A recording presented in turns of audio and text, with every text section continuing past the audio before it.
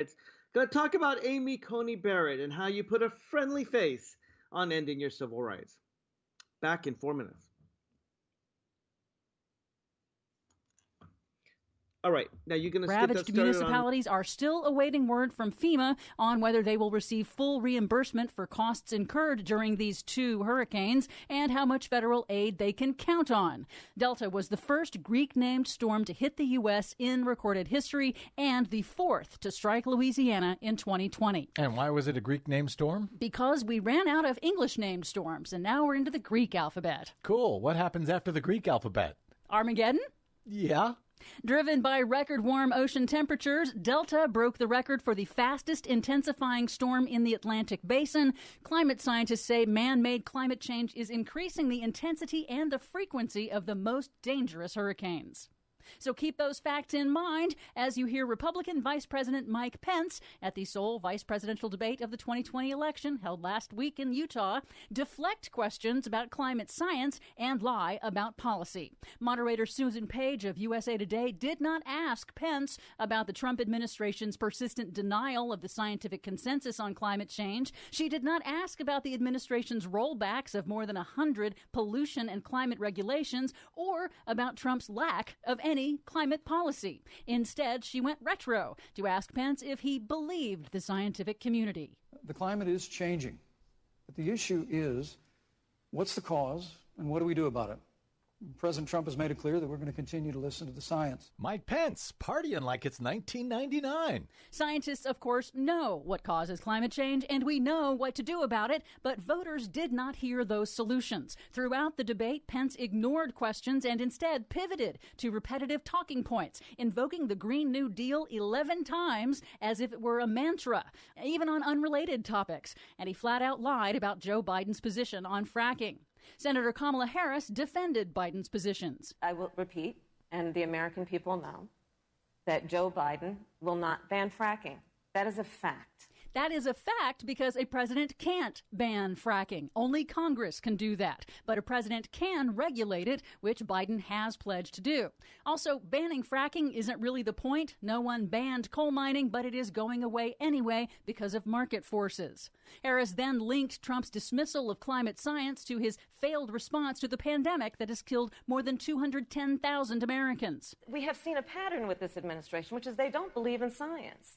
And Joe's plan is about saying we're going to deal with it, but we're also going to create jobs. Senator Harris missed an opportunity to detail Biden's $2 trillion plan to create jobs by transitioning the nation to clean energy, or how it differs from the proposed Green New Deal framework. Polling is extremely consistent that voters overwhelmingly favor climate action, and they do not trust Trump and Republicans to do anything on climate policy. It's unclear if voters understand that Trump and Pence have no plans to address climate change, and with the corporate media still stuck at square one asking candidates about their beliefs, voters are still not getting the substantive climate policy discussion they need and deserve. Is that it? That's it. That was very good. Okay. It was like watching the vice presidential debate all over again, except without all of the boring parts and, of course, without the fly. Other than that, nice job. For much more on these stories and the ones we couldn't get to because of them, check out our website at greennews.bradblog.com. Find, follow, and share us planet-wide on the Facebooks and the Twitters at Green News Report. I'm Brad Friedman. And I'm Desi Doyen. And this has been your Green News Report.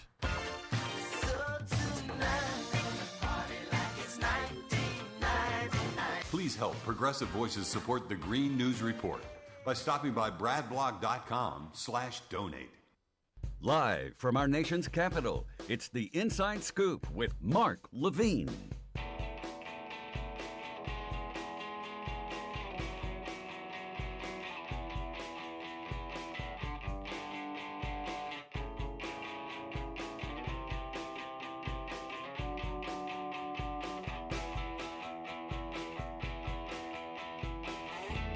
Good afternoon, America. Welcome to the Inside Scoop. I'm your host, Mark Levine, reporting live a safe social distance from Washington, D.C. This week, we saw the sham of the Senate Judiciary Committee hearings on Amy Coney Barrett. And that's not me calling it a sham, although I agree. It's Senator Amy Klobuchar, who made clear that this was all just a farce. Senators asked the questions. Amy Coney Barrett just didn't give the answers. You know, why can't we take away people's civil rights and liberties and freedom with more of a smile? That's what I was thinking as I was watching the hearings. You know, when you think about, I don't know, Nazi Germany, you think about concentration camps and Kristallnacht and beating up people in the streets. It's just not very pleasant to think about. That's not, of course, the way it was sold.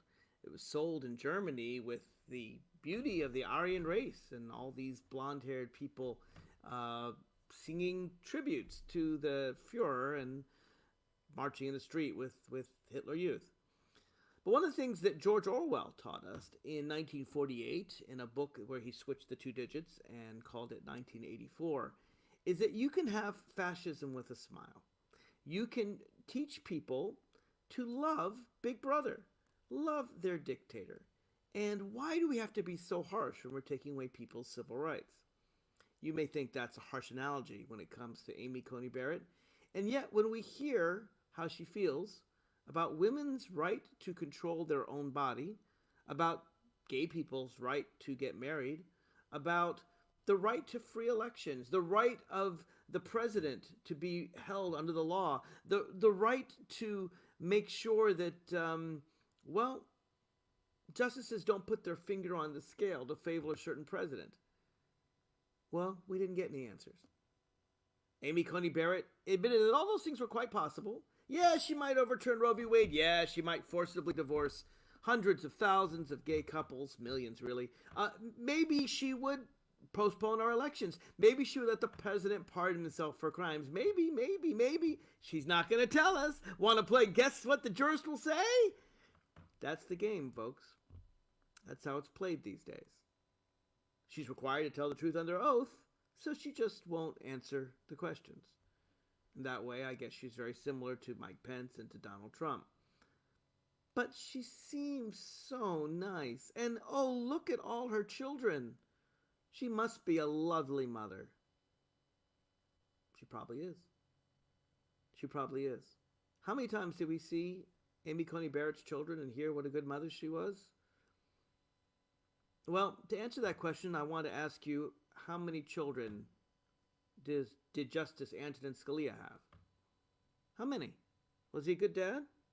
What you guess? 1, 2, 3? Catholic family. 4, 5? Scalia had 9 children. I didn't see them out trotted before the cameras. I didn't see praise for what a good dad he was. And again, he may have been a fine dad.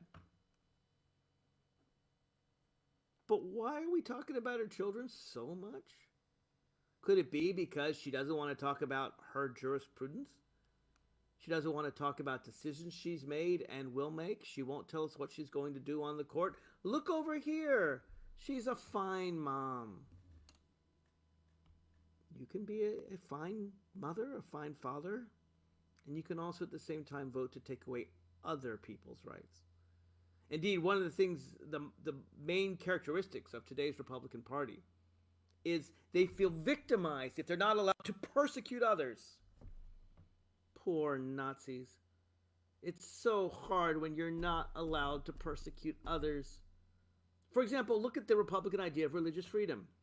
Their idea of religious freedom is not wearing a cross, keeping kosher, going to church, doing the things that religious people do, celebrating traditions. No, for them, it's a knock on their religious freedom if they're not able to force you against your will to do everything they want. They want to control your body.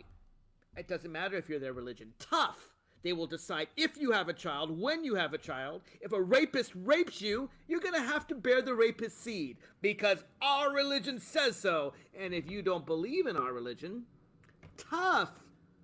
Of not allowing us to force our religion upon you is an attack on our religion. I could almost hear the Taliban out there complaining. Now, I'm doing exactly what the Republicans said the Democrats would do. They didn't do it. Maybe they're smarter than I am. They talked about how the judge would take away tens of millions of Americans' health care. And indeed she will, and we will get to that. And that's probably the most important argument. But I'm going to jump right into the Republicans' back seat. They said we're attacking her religion. Well, let me be clear. Let me be crystal clear. If you believe that your religion impels you to violate the United States Constitution, to trample people's civil rights, to take away their religious freedoms in the name of your own religious freedom, yeah, I'm going to attack you. Arguably, I'm attacking your religion. I've long argued religion should be a shield and not a sword. That the only way to guarantee that everyone has the freedom of religion is to not allow those of us to use religious beliefs to impose them on someone else. The minute you allow one person to impose their religion on someone who doesn't share it, that takes away their religious freedom. It's the only way to understand the First Amendment that says you cannot establish a religion nor prohibit the free exercise. Because the moment your free exercise establishes a religion for someone else, yeah, they ain't free. Even if they do it sincerely and with a smile. I know Amy Coney Barrett sincerely and honestly and sweetly and religiously believes that I should be in jail. She thinks I'm a good person, I'm a fine person, but she believes it's perfectly fine for states to round up gay people and to put us in jail for 20 years. That's what Scalia felt. That was the Bowers v. Harvard case, 1984. 20-year penalty for gay people. For gay people who have sex. Straight people, it's fine. Even though the law, by the way, the Georgia law said that everyone who had sex outside of marriage goes to jail for 20 years. But it was fine, Scalia said. Amy Coney Barrett's mentor said. It was fine to just put the gay people in jail.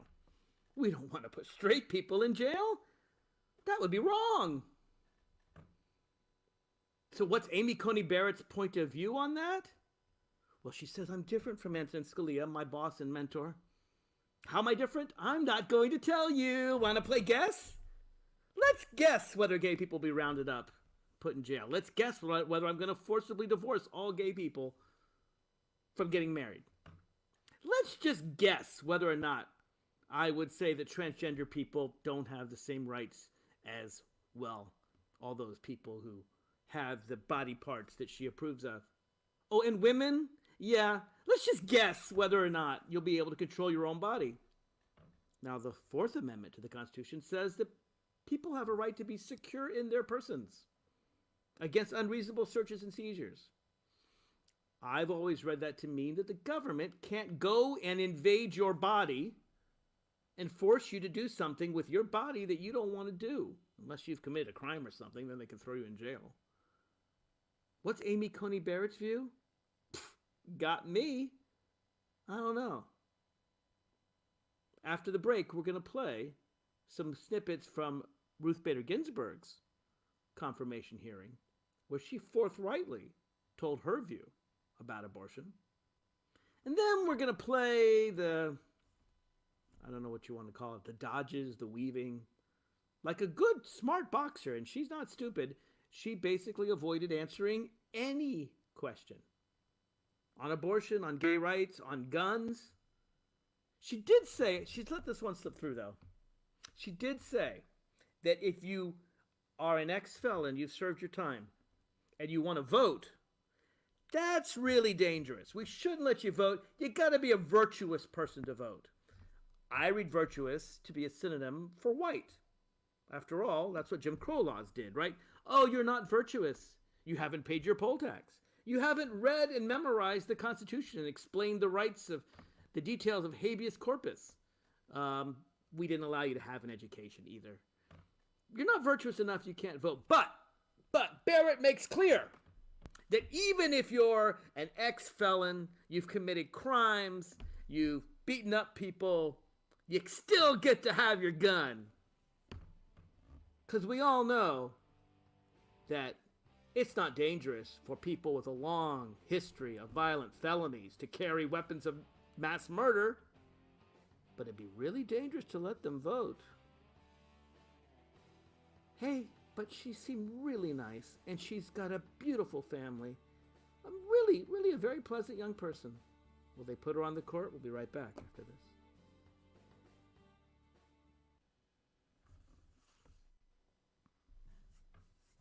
If you're worried your friend may be struggling, remember, you don't have to be there to be there. You can. Well, hello, Facebook audience. I'm revved up again. Oh, it's frustrating. It's frustrating. You know what? You know what I do every morning? I'll talk about this on the air. I guess I should give you all the initial stuff. Just tell you what, we're going to take a break for 3 minutes. Spread the word. Spread the Facebook post, Periscope, Twitter, whatever you're watching on. Let people know. And I'll be quiet so you can help spread the word. I got a lot to say coming back after the break. Talk to you soon. Whatever gets you talking. Whatever gets you talking. Reach out to a friend about their mental health. Learn how you can help at seizetheawkward.org. Brought to you by the Ad Council, American Foundation for Suicide Prevention, and the JED Foundation. I was in the middle of the Atlantic Ocean when it happened. There was a sudden jolt and our submarine crashed on the seafloor. We were in total darkness. That's Dr. Dejana Figueroa, a marine biologist and STEM teacher, talking about a deep sea dive she'll never forget. It's funny, when I was a kid, I was afraid of the ocean. And there I was, 2 miles below the surface. But as a scientist, you prepare for that. Using our training and a little creativity, we fixed the sub and finished our experiments. The dive was just too important.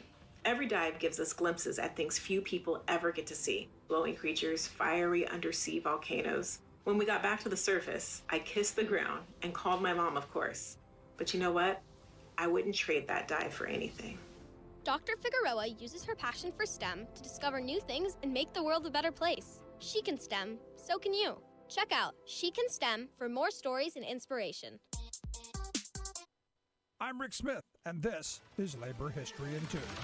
On this day in labor history, the year was 1990. That was the day that President George H.W. Bush signed the Radiation Exposure Compensation Act. Worker safety at the Nevada nuclear test site had been sacrificed during the Cold War era, as the United States rushed to keep pace with the Soviet Union's nuclear arsenal. The result was an increase in cancers, including leukemia, from workers being exposed to deadly radiation. For more than a decade, these workers tried to get Congress to pass legislation for compensation for radiation sickness. Uranium miners from states including Nevada, Utah, Arizona, New Mexico, Colorado, and Wyoming also joined the effort, filing a suit against the government. The courts ruled against the workers, ruling that national security needs trumped the safety of workers. Democratic Representative Wayne Owens from Utah sponsored a bill to give the workers compensation. In a statement carried by the New York Times, Representative Owens called the bill, quote, an apology to those people and their heirs on behalf of the government and the American people that were subjected and sacrificed for the Cold War nuclear weapons. President Bush explained the scope of the act at the signing ceremony, saying, quote, the bill provides compassionate payments to persons with specified diseases who fear that their health was harmed because of the fallout from atmospheric atomic testing at the Nevada test site. Regardless of whether causation can be scientifically established, the bill entitles each person meeting specific criteria to a payment of $50,000. Uranium miners meeting separate criteria will be entitled to compassionate payments in the amount of $100,000. The bill established a $100 million fund for the workers and residents who lived downwind of the Nevada test site.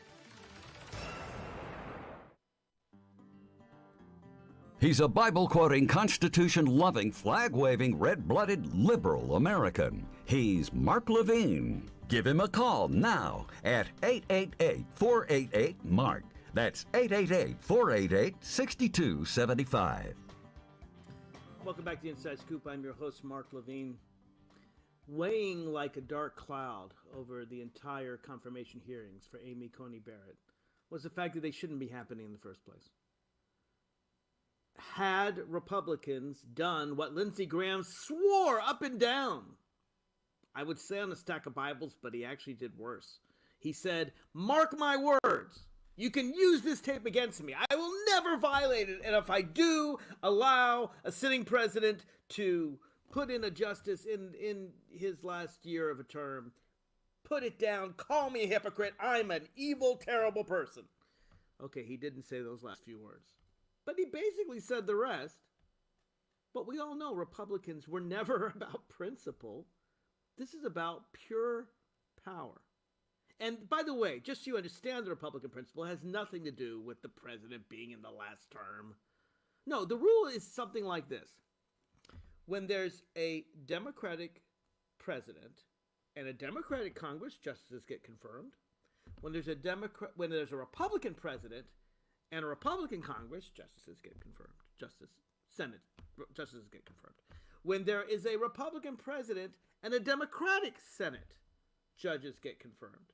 I mean, the Democratic Senate approved Reagan's justices and Bush's and Eisenhower, Nixon, you name your Republican president. The Democratic Senate's approved their judges. But when there's a Republican president, when there is a Democratic president and a Republican Senate, no justices get confirmed. None. Nada. Right? Under Barack Obama, the Republican Senate refused to affirm any of his justices. Well, what about under Bill Clinton? The Republican Senate refused to confirm any of his justices. Well, let's see. Before Clinton, Jimmy Carter served 4 years. Yep, no justices. Well, Franklin Delano Roosevelt, Harry S. Truman. When the Republicans had the Senate, Truman got no justices. Now, the Democrats obviously approved their own president. Well, wait a minute. Surely a Republican Senate has approved a Democratic president's justice, Mark. I mean, you went down and you looked at all of them, right? Of course I did. You know I like to do things like that. So who was it? Roosevelt? Wilson? Well, it is true that a single Democratic president in all of American history had a Republican Senate approve his justices. And that famous Democratic president? Grover Cleveland. Remember Grover? You don't remember Grover? Oh, you're not 125 years old? Oh, well then you may not remember Grover Cleveland. Yeah. Democratic president, Republican Senate. The only Democratic president. So what we have is kind of a one-way ratchet here. A one-way ratchet of court packing, right? The reason why Donald Trump has approved more judges in his 4 years than Obama has in his 8 years is really quite simple. The Republicans said to Obama, oh, we're not approving your judges.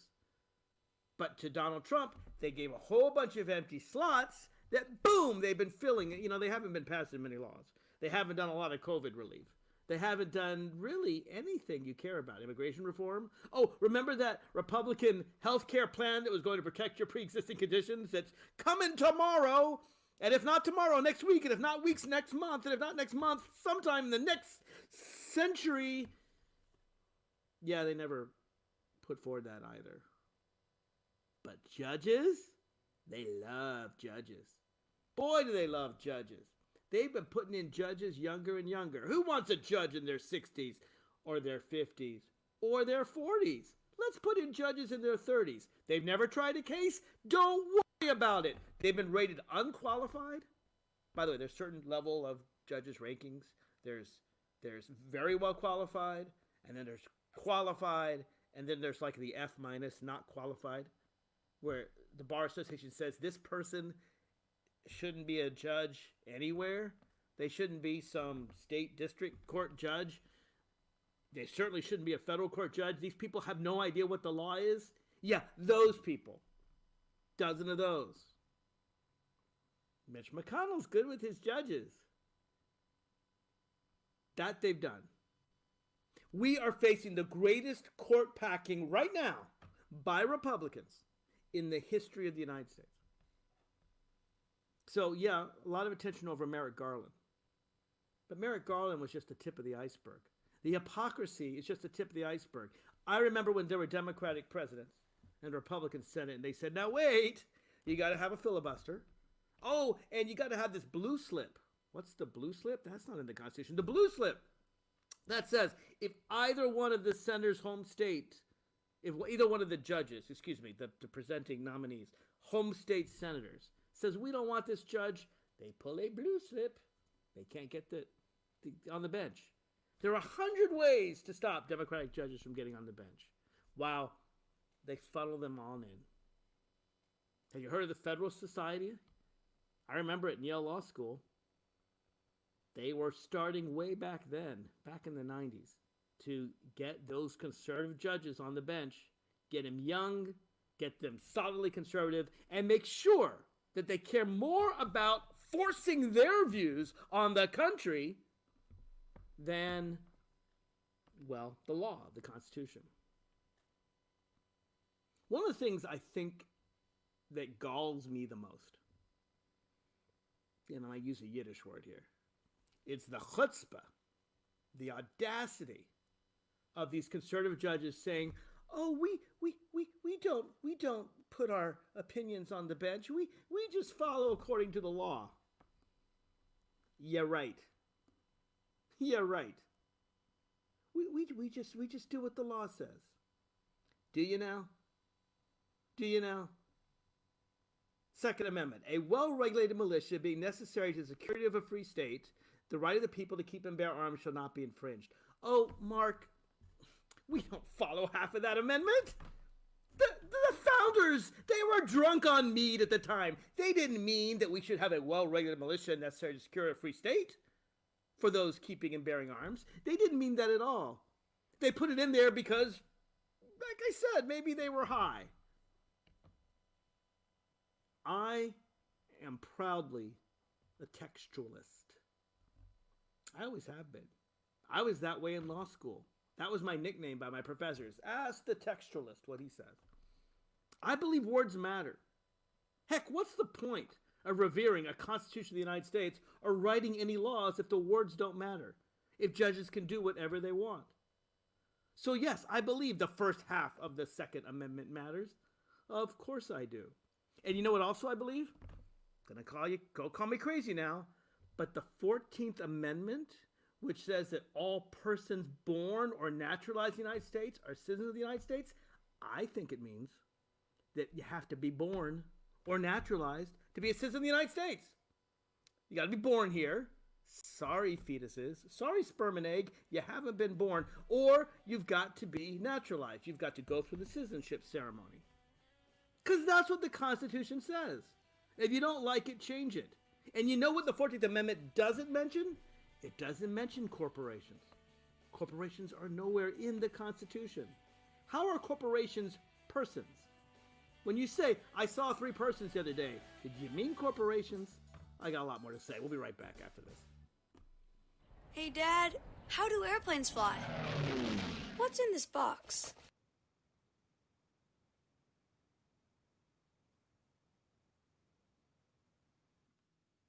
I get into my rant and then the commercial comes.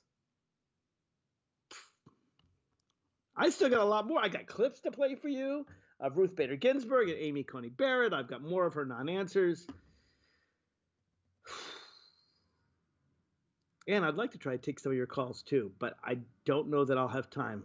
We'll see. If after my rant I can take some of your calls, I will do so at 888-48-MARK, 888-48-6275, but it won't be in the next segment. So stay tuned. A lot more to say. Hey, you can also write questions on Facebook, and I'll take a look at those there. Words. Like I said, kids are curious. It's up to us to keep them safe. Brought to you by End Family Fire, Brady, and the Ad Council. Wake up and text. Text and eat. Text and catch the bus. Text and miss your stop. Wait. Text and be late to work. Sorry, I'm late. Text and work. Text and pretend to work. Text and act surprised when someone calls you out for not working. Who, me? Text and meet up with a friend you haven't seen in forever. Hi. Oh, hey. Text and complain that they're on their phone the whole time. Text and listen to them complain that you're on your phone the whole time. Text and whatever. But when you get behind the wheel, give your phone to a passenger. Put it in the glove box. Just don't text and drive. Visit StopTextsStopWrecks.org. A public service announcement brought to you by the National Highway Traffic Safety Administration and the Ad Council. If you're a rich Republican who's been in the U.S. House so long and done so little that you're essentially seen as a piece of congressional furniture, what do you do when faced back home with a popular, well-organized grassroots opponent who's about to overtake you? How about unleashing your inner racist to assail your challenger as a demonic civil liberties zealot who'll let hordes of black, Latino, and other criminal elements rampage through white neighborhoods? Endangered Republican incumbents across the country are resorting to this shameful Jim Crow political tactic in a panicky effort to deflect attention from their own do-nothing records.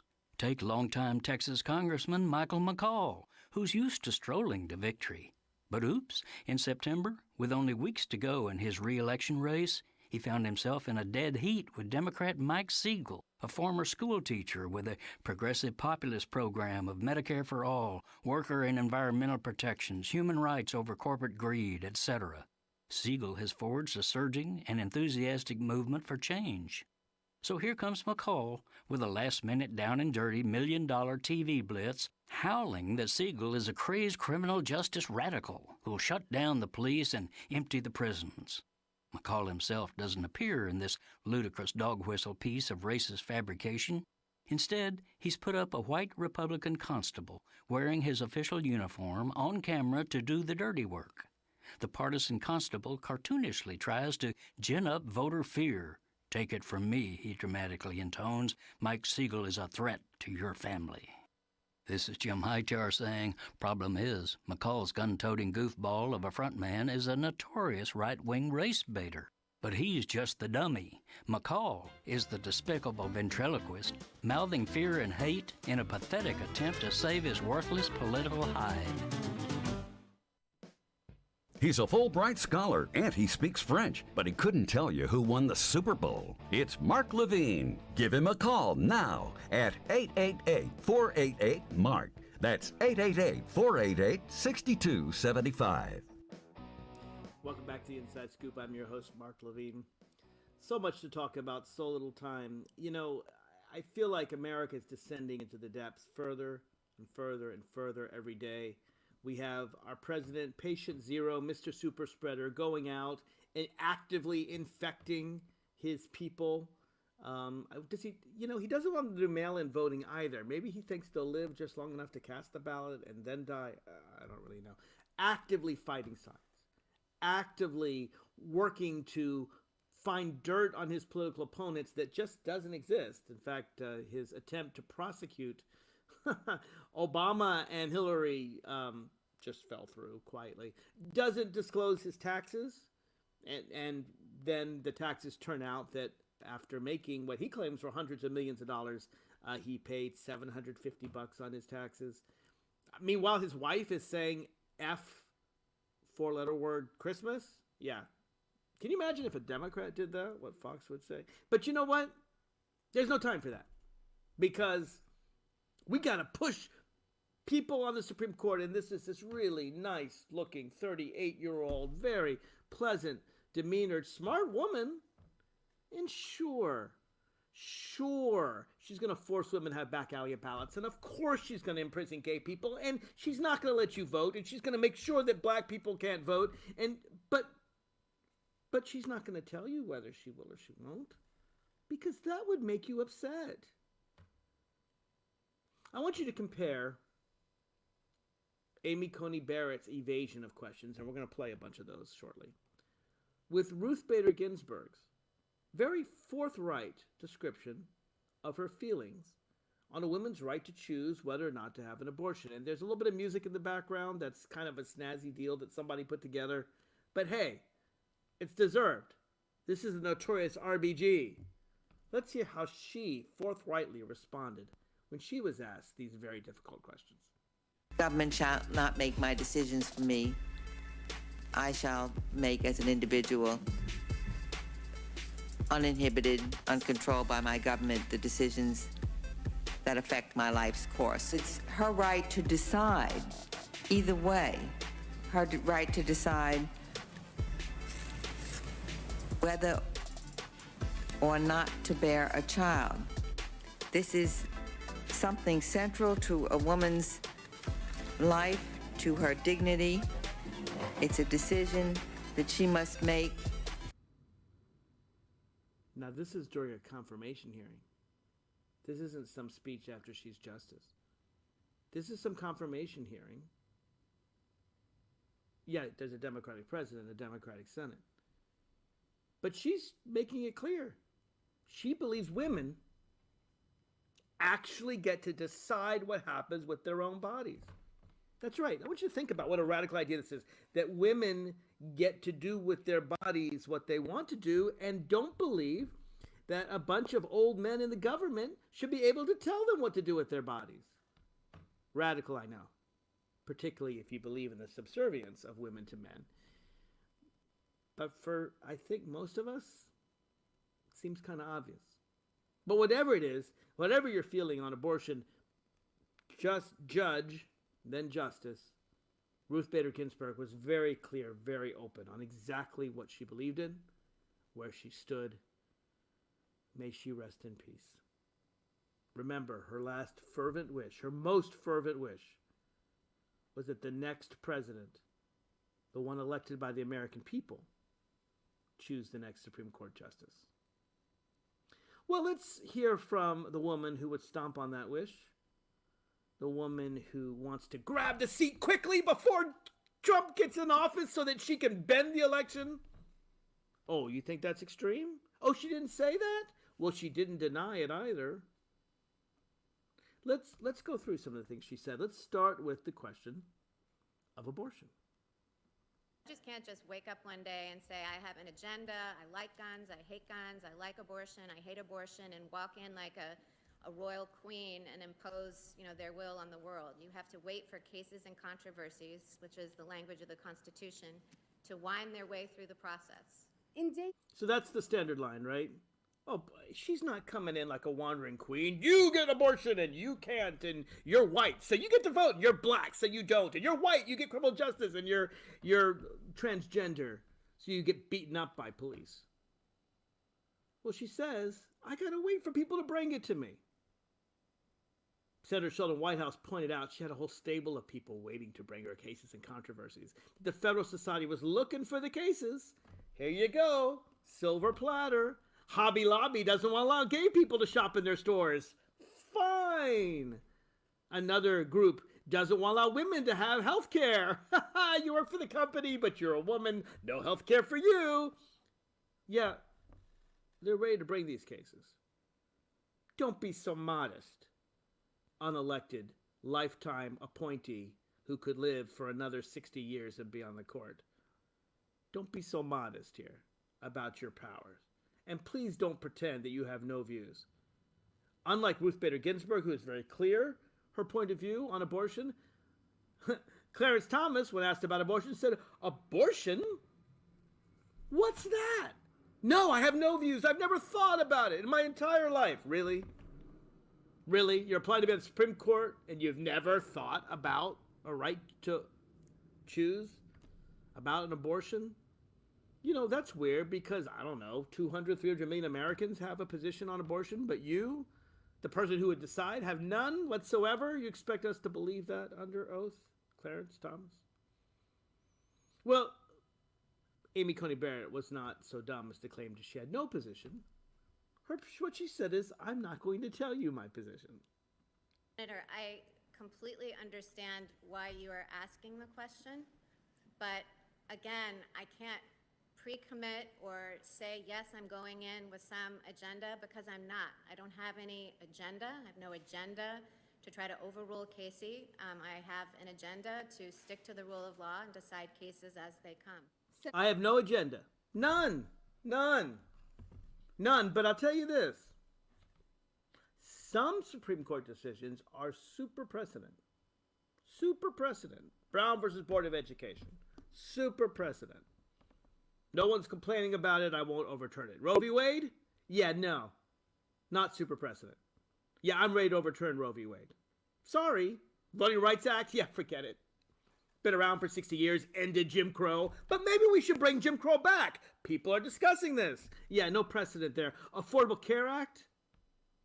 Tens of millions of Americans have health care and have it only because of this law, which required a rare historical moment when Democrats actually had 60 votes in the Senate to overcome a Republican filibuster in the few short months between electing Al Franken at the time, electing the 60th senator, and before Ted Kennedy died. In that tiny window, we shoved the Affordable Care Act. Yeah, I'm not going to talk about that. I will tell you I wrote an article, which she can't deny, where she condemned the opinion of the Chief Justice of the Supreme Court, conservative Republican John Roberts, for allowing the people to decide their own, through their representatives, on whether or not to have health care. She condemned that opinion, considered it implausible. Okay, she has the right to her opinion, and we have the right to say that folks like her shouldn't be on the court. Personally, I was quite distressed by her view about whether or not gay people should be able to get married. For Dianne Feinstein, whom she was speaking. Oh, wait, that's this one. Senator Feinstein, as I said to Senator Graham at the outset, if I were confirmed, you would be getting Justice Barrett, not Justice Scalia. So I don't think that anybody should assume that just because Justice Scalia decided a decision a certain way, that I would too. On the Okay, that's actually not the clip I was looking for. But I'll tell you what she said. I remember it. She said, hey, marriage, whether or not gay people, I don't know if marriage is a fundamental right. Yeah, I love my husband. I love my 7 kids. But should I allow a gay American to have the same freedoms that I, a straight American, have? Should I allow gay people to be first-class citizens? I don't know. While I won't impose my religion on anyone, my religion doesn't think so, and my mentor didn't think so. My mentor, Scalia, thought we could jail gay people. What do I think? I'm not telling you. Nice try. You almost got me to answer a question. I'm not going to tell you. You'll find out. Confirm me, and then if a bunch of people go to prison, well, that's my choice. But I don't have an agenda. I don't have an agenda. After the break, she's asked questions about whether or not she's going to help her mentor, Donald Trump, the guy who appointed her. The guy that said, we got to get her in place because we're not going to count the votes. We're going to send it all to the Supreme Court and make them decide. Let's talk about how she didn't respond to those questions after the break. America, your children have an amazing superpower. They can help save lives.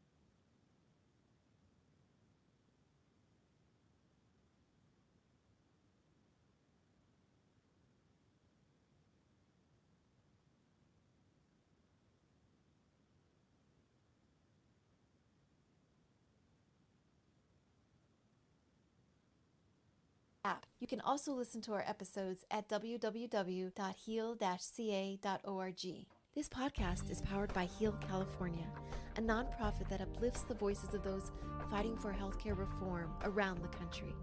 Until next time, stay healthy. Never confuse Mark Levine with right-winger Mark Levin. The second E stands for empathy, which the other Mark lacks. Give him a call now at 888-488-MARK. That's 888-488-6275. Welcome back to the Inside Scoop. I'm your host, Mark Levine. A friend of mine said to me as I was raging on about the hearings, he said, you know, she's going to be approved anyway. What are you so complaining about? You know, there's no hope. Republicans said they were going to approve a nominee before she was chosen. It doesn't matter who she is or what she says. This is a waste of your time. Just accept it.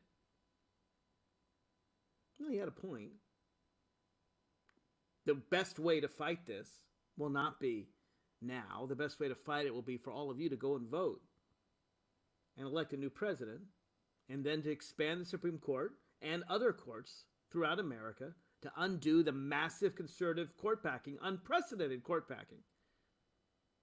Donald Trump, in one term, his first term, is having 3 justices appointed.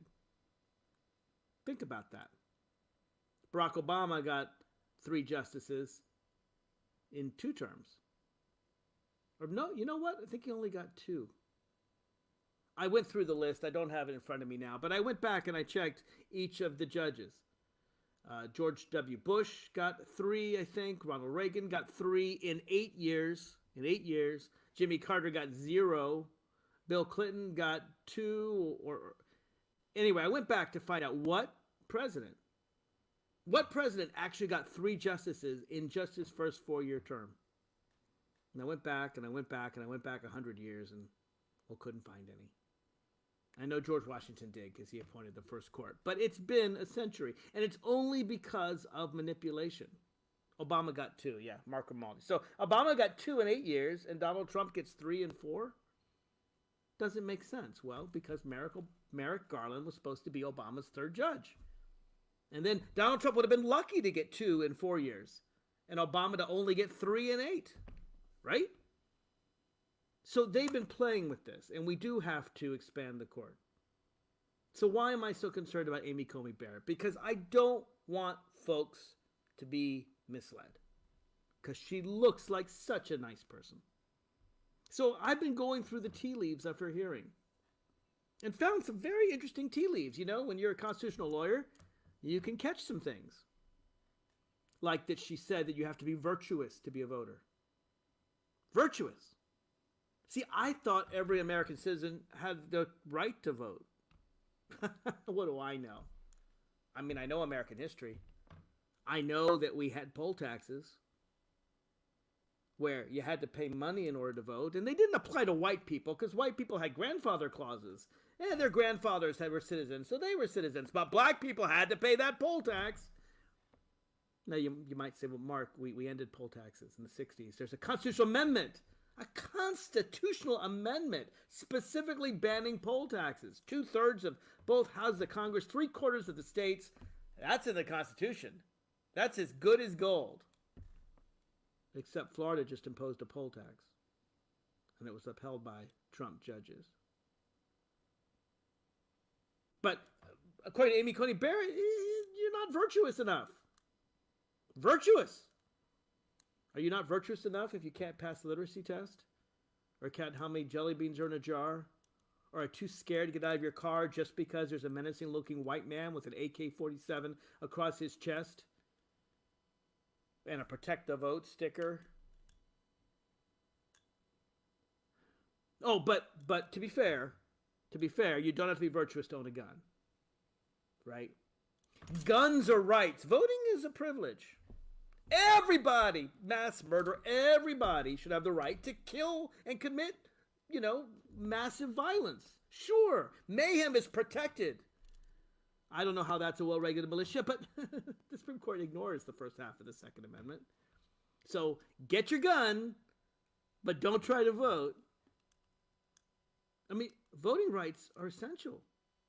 They're closing down polling places all over. It's a battle. In Virginia, we have expanded the right to early vote. Many states have done that.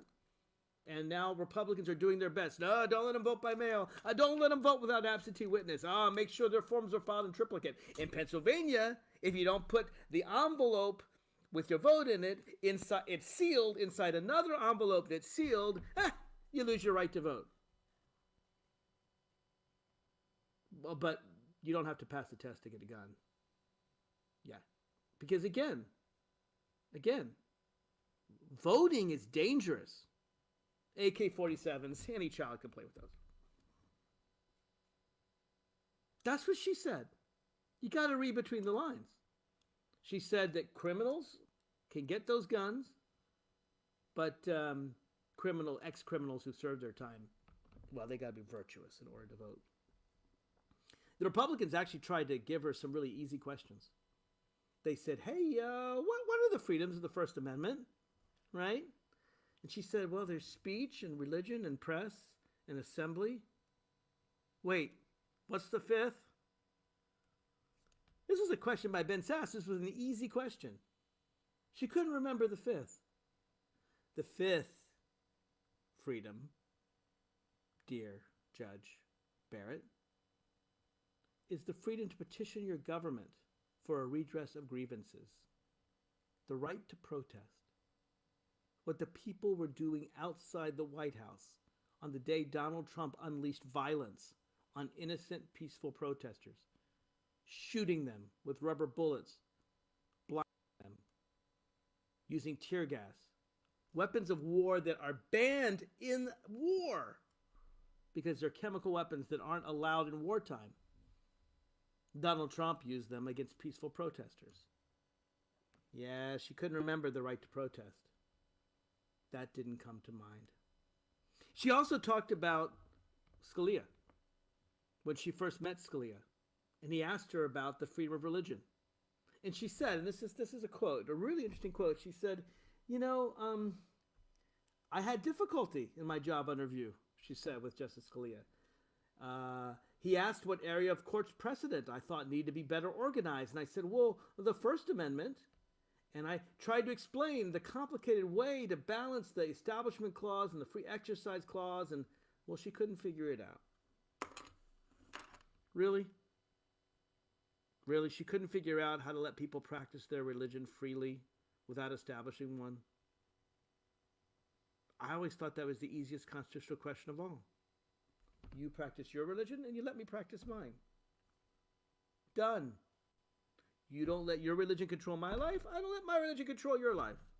I want to keep kosher. Let me keep kosher. I want to restrict your eating habits. I can't do that. You want to wear a cross? Wear a cross. You want to force me to wear a cross against my will? You can't do that. You believe that blacks and whites shouldn't get married?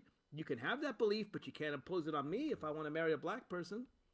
And the same's true for same-sex marriage, right? You don't want to marry a gay person? Don't marry a gay person, but don't control my life. You don't believe a woman should have an abortion? Fine. Tell the woman, I don't think you should have an abortion.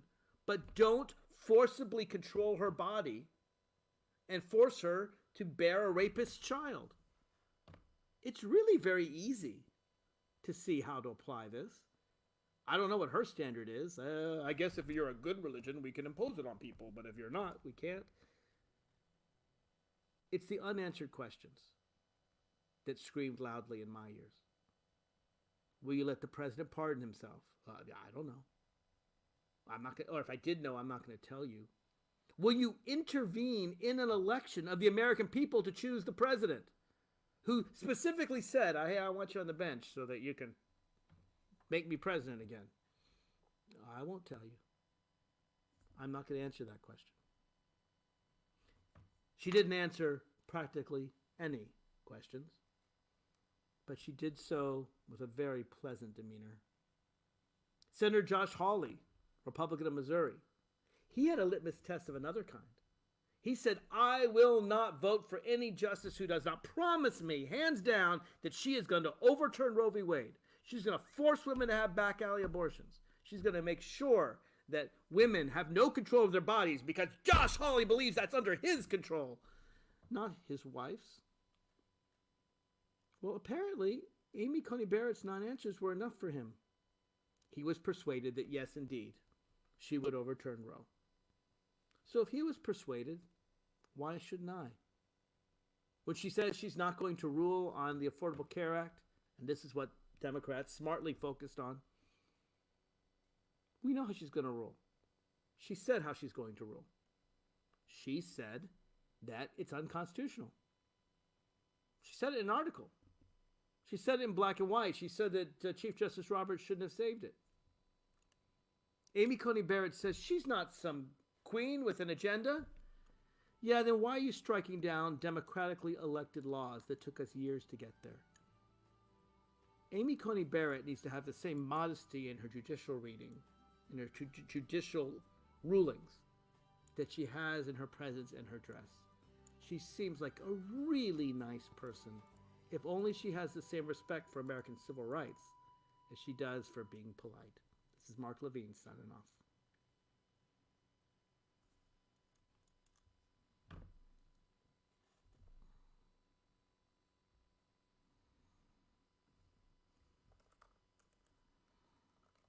Mark, do you want to take Michael here? Sure. Okay. Hey, Michael, how are you? Hello. Hello, you're on the air. You're on the stream. You're actually on the post-show stream, but I did want to have a chance to give you a couple of minutes. Go ahead. Great. You know something? You remember the former mayor of New York City, the late Ed Koch? I do. There is a saying that he came up with when he was judge on the people. When someone else, a litigant, was doing the same stuff as Amy Coney Barrett did. You actually answered the question by refusing to answer the question. By you refusing to answer the question, we know what the answer is because you're trying to duck and dodge the question, and you know full well the answer is incriminating. Yep. Yeah, but his exact words was that you already answered the question by refusing to answer the question. With that said, that she wants to keep playing this game and saying that I have no agenda, and she's not going to be, Trump's assistant and all that. That's all it's sort of going to come down to, that she won't be seen as a Supreme Court justice, but rather Trump's special assistant, assuring him whatever he wants, no matter how unlawful or unconstitutional it is. And so my suggestion to the Democrats in the Senate, and Mark, I know you're in the House of Representatives as a delegate, but you still have the Virginia House, not Congress, but go. Oh, ahead. you're the state.